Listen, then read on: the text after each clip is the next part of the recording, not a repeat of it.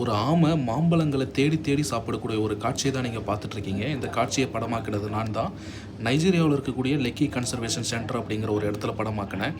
இங்கே வந்து பார்த்திங்கன்னா மாமரத்துக்கு கீழே நிறைய மாம்பழங்கள் வந்து விழுந்து கிடக்குது. ஆப்பிரிக்க மக்கள் பொறுத்த வரைக்கும் மாம்பழங்கள் வந்து அவங்க விரும்பி சாப்பிடக்கூடிய பொருள் அல்ல. அதனால் அது வந்து அப்படியே விட்டுருவாங்க.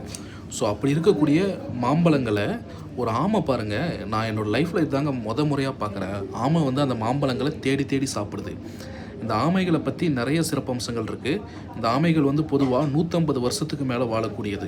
அது மட்டும் இல்லாமல் தன்னுடைய ஹோம், அதாவது முதுகில் வந்து தன்னுடைய வீட்டையே வந்து சுமந்துட்டு சுற்றக்கூடியதான் அந்த ஆமை. அதுதான் அந்த ஓடுகள். இந்த ஓடுகள் வந்து நம்ம நினச்சிட்ருக்கோம் இது வந்து ரொம்ப ரஃப்பாக இருக்குது அப்படின்னு சொல்லிட்டு. ஆனால் அந்த ஓடுகளை நீங்கள் தொட்டாலோ அல்லது அது மூலமாக வந்து பார்த்திங்கன்னா அந்த ஆமைக்கு வந்து உணர முடியும். நீங்கள் அதை தொட்டாலோ அல்லது வந்து காயப்படுத்தினாலோ அந்த வலியெல்லாம் அதால் உணர முடியும். இதை விட முக்கியமாக ஆமைகளுக்கு பல் கிடையாது. அந்த பல் இல்லாமலே வந்து பார்த்திங்கன்னா ரொம்ப கடினமான பொருளை கூட அது உடச்சி சாப்பிடக்கூடிய ஆற்றல் மிக்கது. அதை விட முக்கியமாக தண்ணிக்குள்ளே அது போச்சுன்னா 5 மணி நேரம் வரைக்கும்